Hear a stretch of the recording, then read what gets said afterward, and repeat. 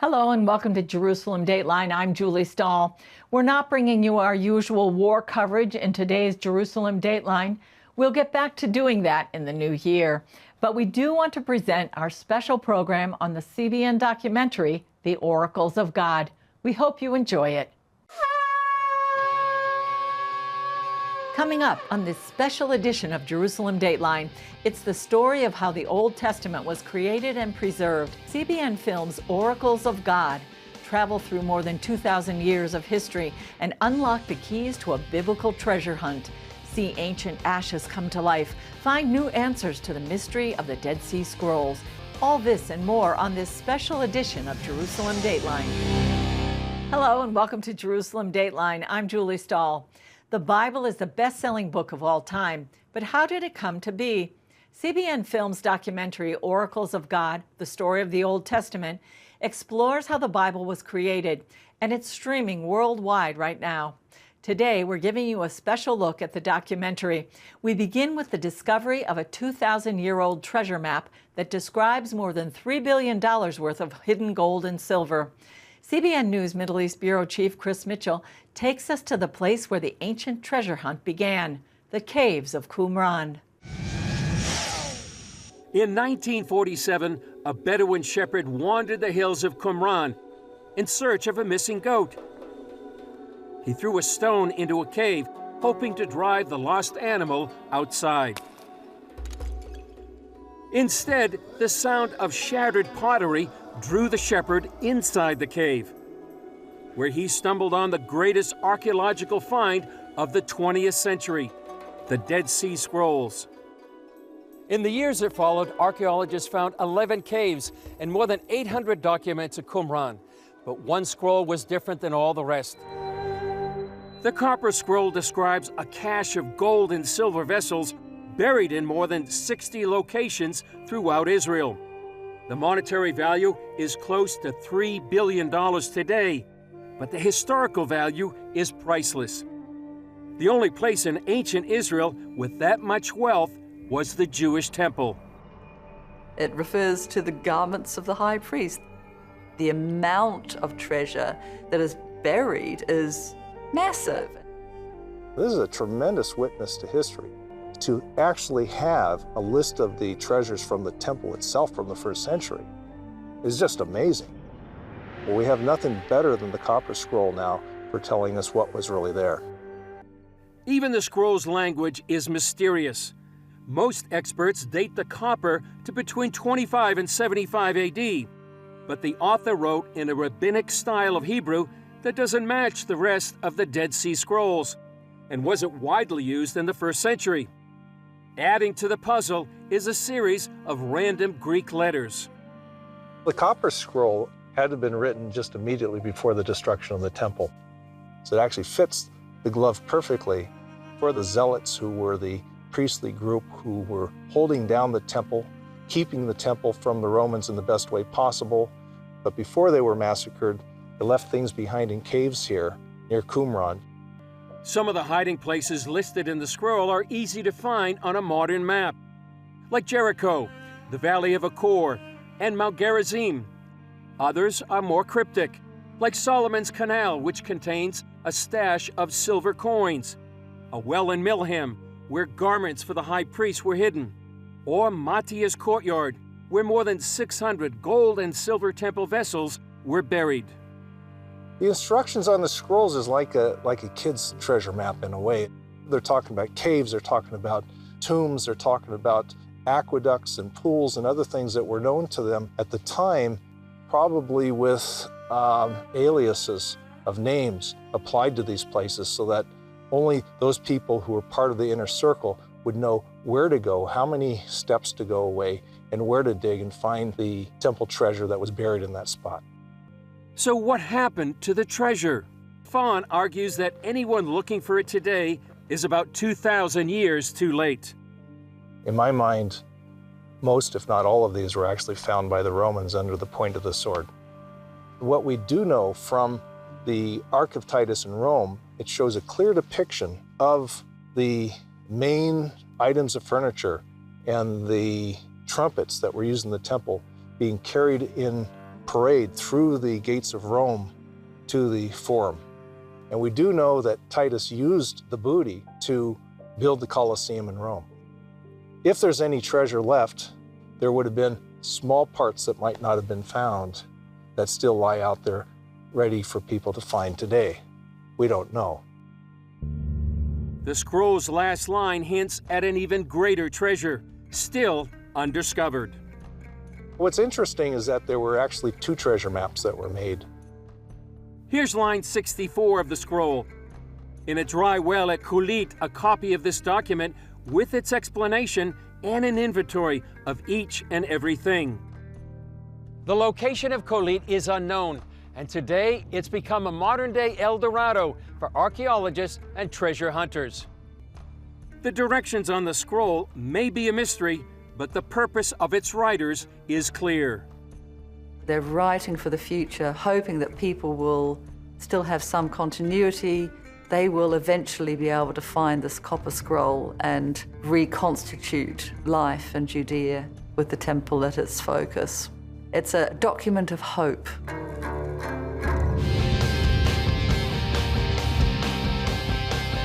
Up next, ashes come back to life. Dive into the fascinating discovery and restoration of the En-Gedi scroll.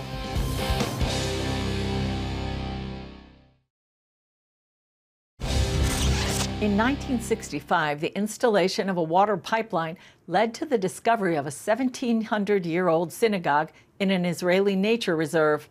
There, excavators found a scroll burnt beyond recognition. At least that's what they thought. Here's Chris Mitchell with the rest of the story.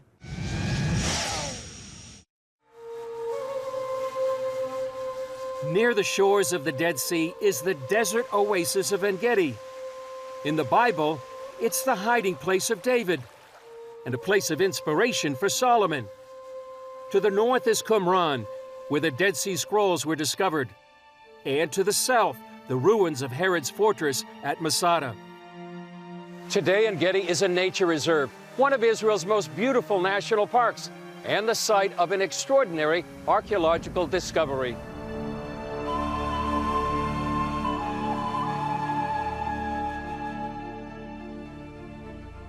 The ancient settlement of En-Gedi was destroyed by a fire in the 7th century. After the fire, the settlement was abandoned until 1970, when the ruins of the community synagogue were excavated. They found within the synagogue the holy place, the Bama, with the Bible, and they found it all in ashes. And in the ashes, they found a hoard of coins, they found a menorah, and they found a massive amount of ashes that already then they suspected were a scroll. But it was ashes. Forensics experts tried to decipher the rolled-up scroll, which looked like a cigar. But in 1970, the technology was limited, so eventually the scroll was stored at the Israel Museum. Fast forward to 2015, when archaeologist Sefi Porat retrieved the burned scroll and took it to a team of conservators who work with the Dead Sea Scrolls. One day he walks in here with this, it was still the top of one of the boxes with all these ashes, and says, "Can you please image this?" And I said, "Sefi, you must be joking. This is ashes." He says, "Yes, but they said you have such a system." I said, "Yeah, it's not miracles though. I mean, it's not as if the ashes can come back to life." Eventually it turned out that they could. Nobody, by the way, touches the scrolls. I don't touch them either. It's only these 4 or 5 conservators. And we did a CT scan, a tomography of all of these. And already then, it seemed as if that piece of charcoal was the most promising. The Israeli team sent 3D scans of the scroll to the University of Kentucky, where Professor Brent Seals used digital imaging to virtually unwrap the scroll and reveal part of the text. After 45 years, the puzzle was finally solved. He actually looked and saw that within these layers, he could decipher, he could pull out a layer that eventually turned out to be the first chapter of the book of Leviticus. And you can see it, you can read it. How do we know? Because we can read it now. It was amazing. To me, everything is kind of symbolic. And I remember the day that we realized that this is, the book of Leviticus, it was like, we looked at the computer and we said, unbelievable. And I wrote to Brent Seals, you won't believe what you've deciphered, what you've uncovered. The Engedi Scroll is the second oldest biblical scroll to be discovered, and the oldest ever to be found inside a synagogue. This scroll was carbon dated, remember, to the 3rd, 4th century. Why did this work? Because the ink that the Engedi Scroll was written with probably has iron in it. We realized that the Engedi Scroll is different because it has ink and therefore it is legible with this virtual 3D. It can identify the iron that is in this ink. Look how symbolic that the first chapter of the book of Leviticus talks about the sacrifices of the temple, okay? And here we are, and what happens to the sacrifices? They turn into ashes. And here we are bringing alive these ashes. And this was right before Tisha B'Av, which is the day of the destruction of the temple. So everything was very, very symbolic. We were really, you know, in awe. It was like, you know, we're bringing back to life these ashes.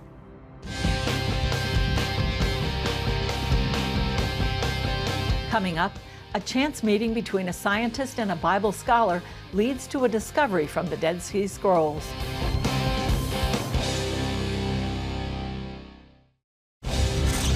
Today, most scholars agree that the Dead Sea Scrolls were copied more than 2,000 years ago by an ancient Jewish sect. They were hidden in the caves of Qumran and discovered in 1947. But new DNA tests on the scrolls suggest that not all of them came from Qumran. More than 70 years after their discovery, fragments of the Dead Sea Scrolls are still being counted, studied, and translated. A monumental task, considering that there are tens of thousands of fragments from nearly 1,000 different documents. A handwriting analysis of the Dead Sea Scrolls reveals that they were copied by as many as 500 different scribes.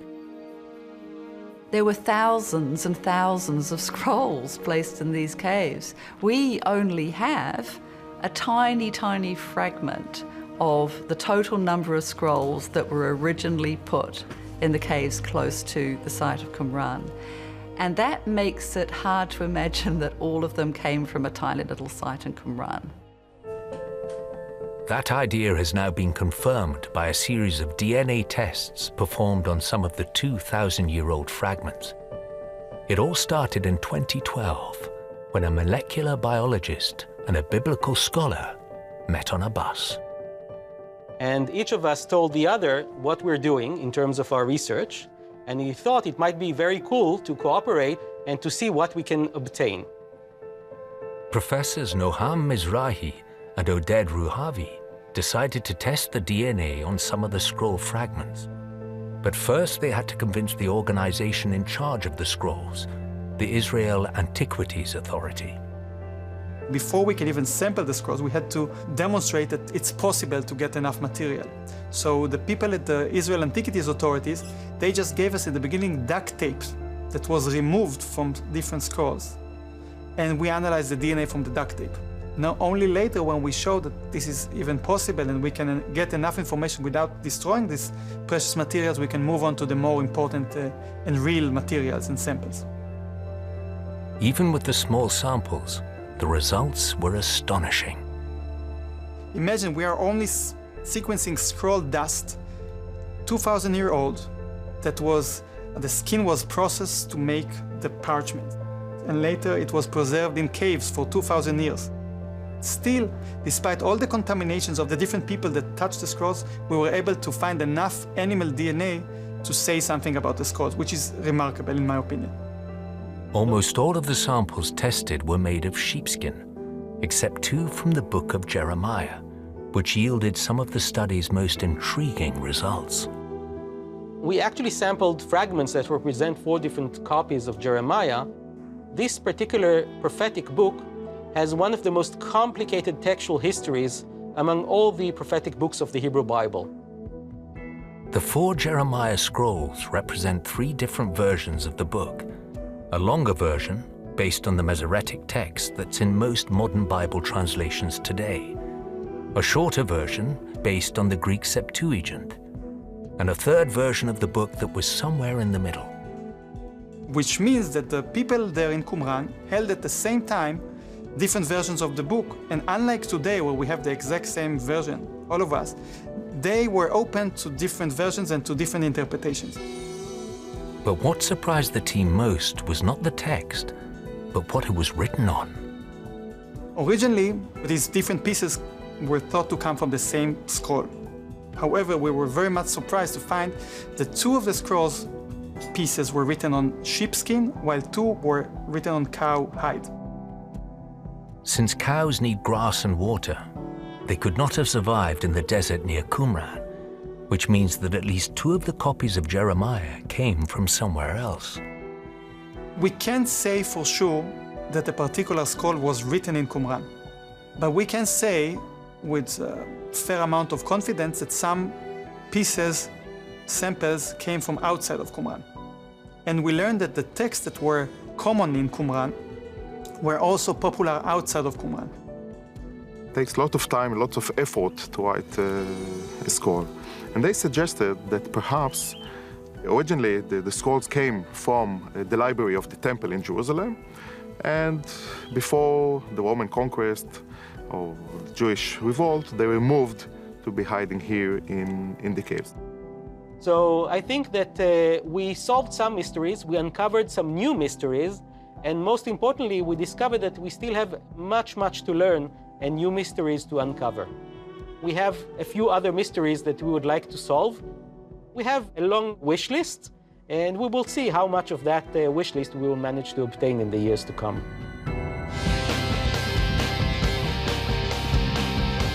Still ahead, hear from the creator of Oracles of God when we come back.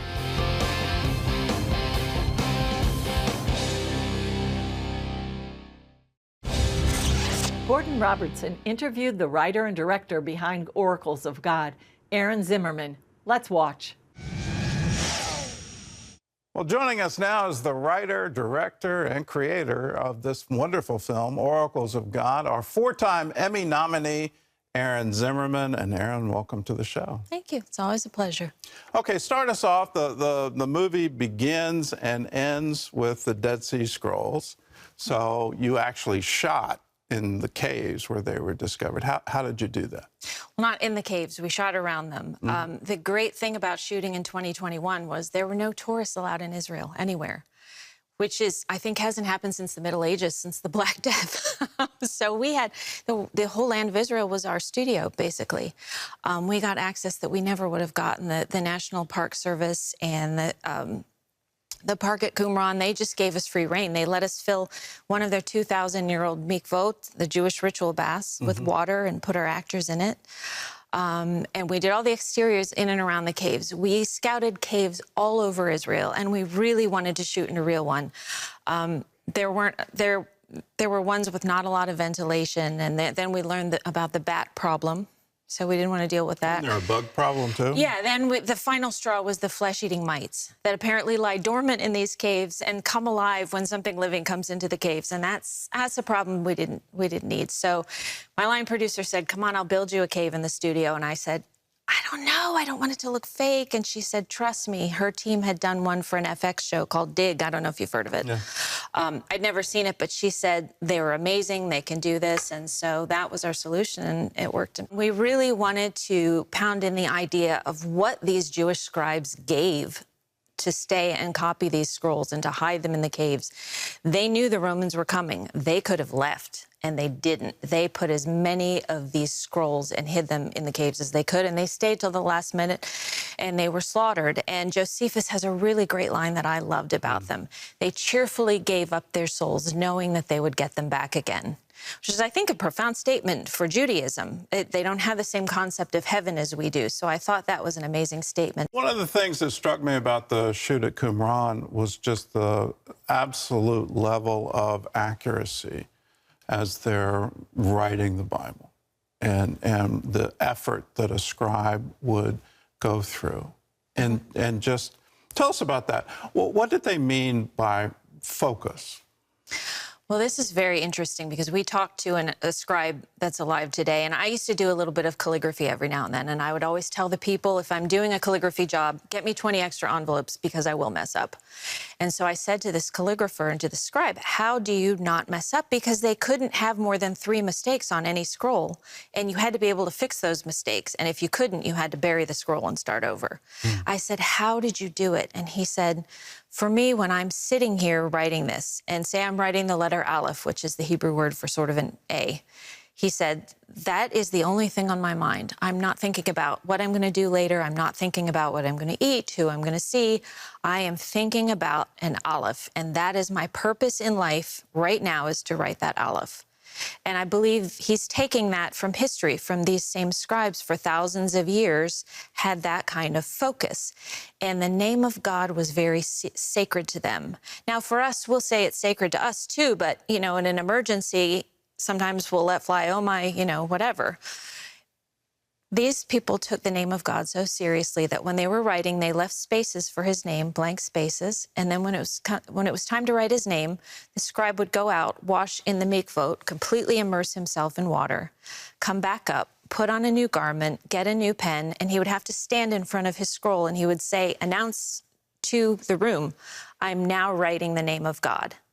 And then he would have to say every character as he's writing it, Yud, Hey, Vav, Hey.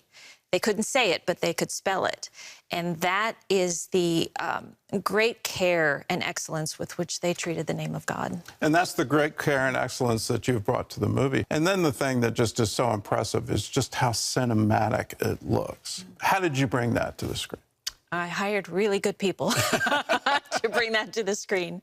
This is the same team that shot and produced In Our Hands. And I have been working with them. That was our first production with them. I've been working with them for 7 years now, and we've traveled everywhere, to Jordan, to Egypt, you know, so we have a really great synergy. I cannot take credit for any of that. I have great lighting, cameras, special effects. They're all the top of their game.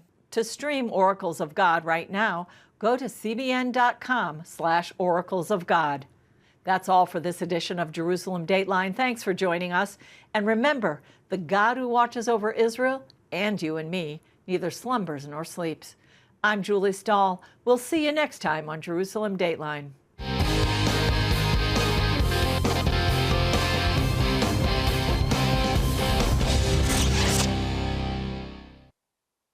Thank you for watching. Please don't forget to subscribe to our CBN Europe YouTube channel or click on the video on the right for more content. Click the link below to go to our website.